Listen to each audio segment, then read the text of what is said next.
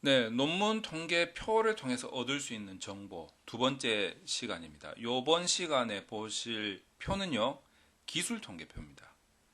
기술 통계라고 하니까 이제 논문 통계를 처음 접하시는 분들은 굉장히 고차원적으로 생각을 하시더라고요. 어떻게 생각을 하냐면 기술? 기술 통계?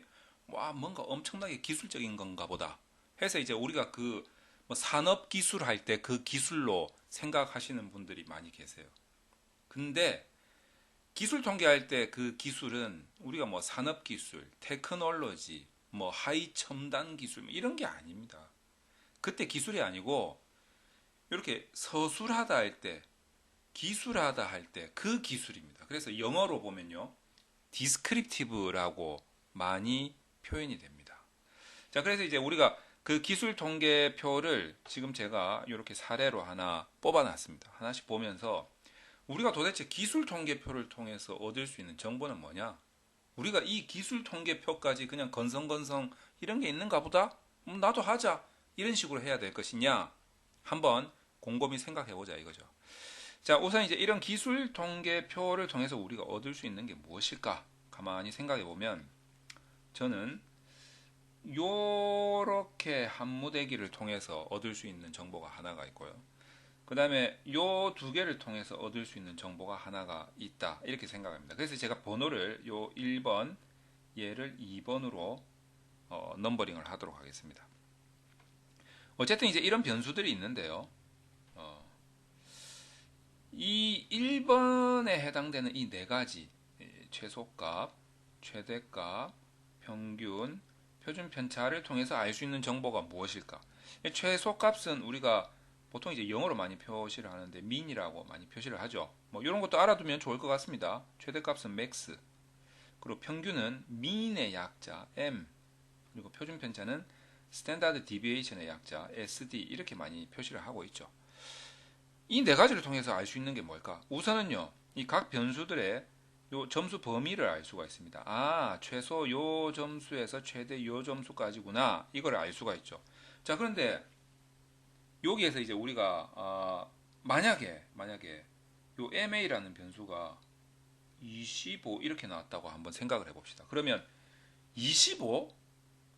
물론 최대값이 25일 수도 있어요. 25일 수도 있는데 설마 이거 진짜 25 다른 것들이 다 최대값이 5점인데 얘가 25가 이런 척도를 썼을 리가 있을까?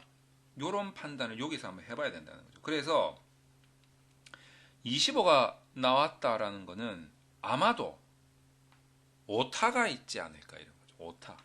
뭔가 이제 손가락이 잠깐 이제 접질려 가지고 이자하고 어떤 코딩을 할 때 어떤 엑셀에서 코딩을 했다 치면 어떤 셀 하나 코딩을 뭐 하다가 잠깐 졸아 가지고 25 이렇게 눌렀을 수도 있다는 거죠.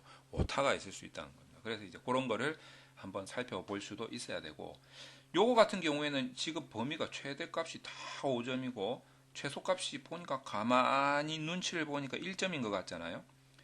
모든 변수들의 점수의 범위가 같은 것 같아요. 같은 것 같아서 이렇게 이제 소수점이 나왔다는 거는 변수 계산을 평균화시켰다는 거니까 점수 범위가 같네? 전부 다. 내가 사용하는 변수들은 전부 다 점수 범위가 같네? 그러면 이 중에서 이 4.19라고 되어 있는 얘가 평균값이 제일 높은 거네. 상대적으로 평균값이 제일 높아서 다른 변수들하고 비교를 할 수가 있겠네.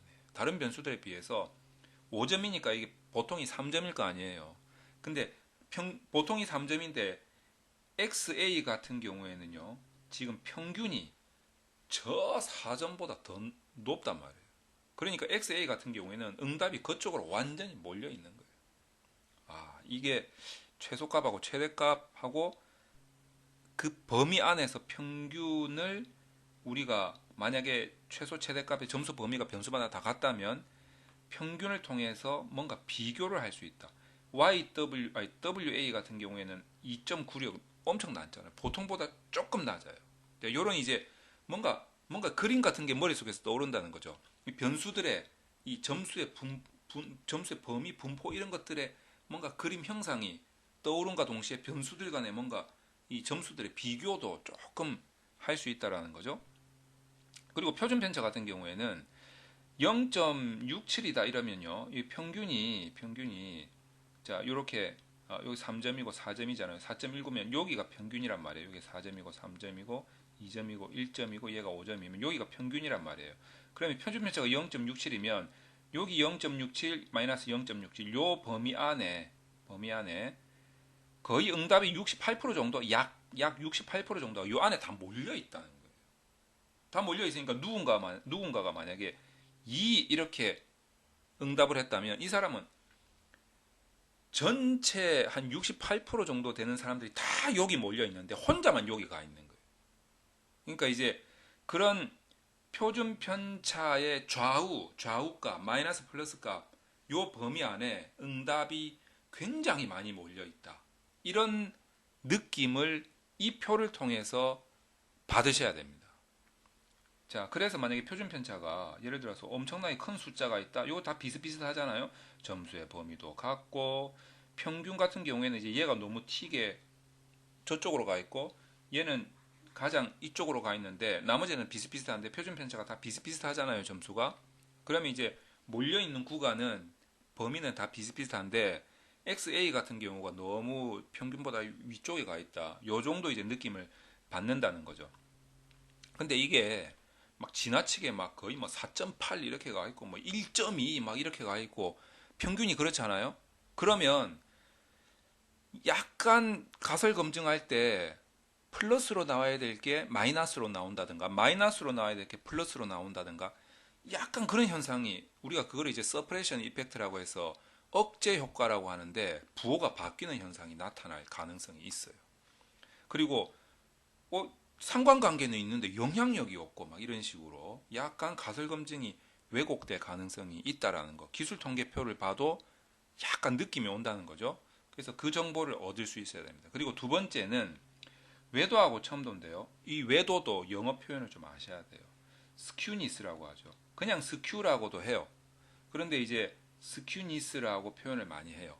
자, 그다음에 첨도 같은 경우에도 쿼터시스라고 하죠. KURTOSIS. 이런 영어 표현은 거의 외우시면 좋습니다. 저도 영어 못하지만 통계와 관련된 용어는 많이 아는 편이거든요. 영어 용어. 이거는 뭐 조금 외우시는 게 좋겠다라는 생각이 듭니다. 그래서 이제 외도와 첨도가 주는 의미가 뭐냐?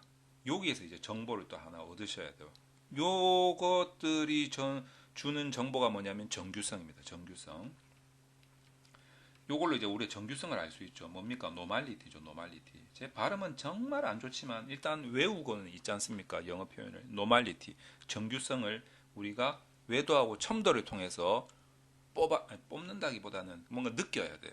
느껴야 되는데 요거에 대해서는 정규성에 대해서는 제가 이 유튜브 논준모 강좌에 정규성 고급 통계 해가지고 제가 올린 게 있어요. 강의를 4개인가 올린 게 있어요.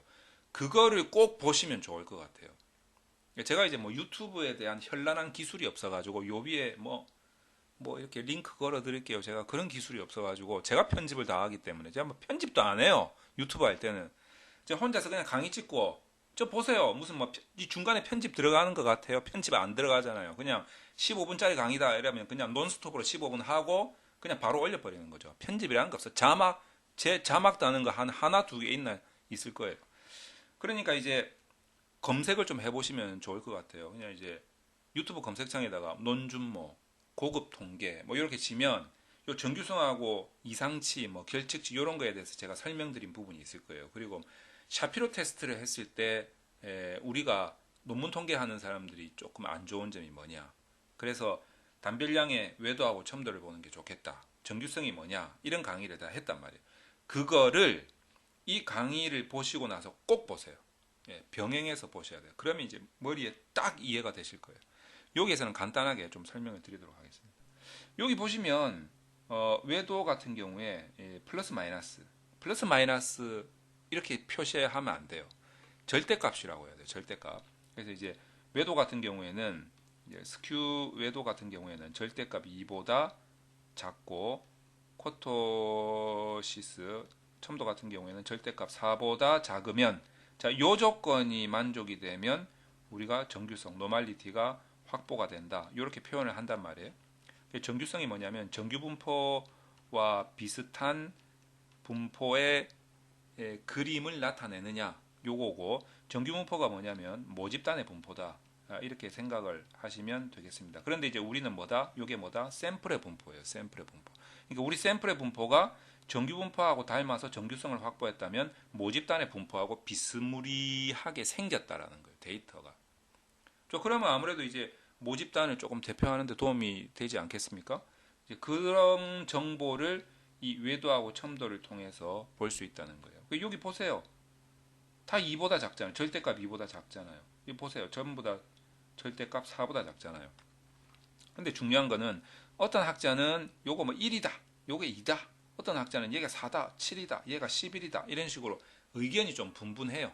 근데 이제 우리가 이제 일반 뭐 인문사회과학에서 쓰는 논문 통계 분석에서는 대부분 뭐 외도는 한 절대값 2 정도, 첨도는 절대값 4 정도로 잡고 있는 것 같다. 기준을. 그 점을 설명을 드립니다. 자, 그래서 기술 통계표를 보고 얻을 수 있는 정보 크게 두 가지. 점수의 범위, 그리고 정규성.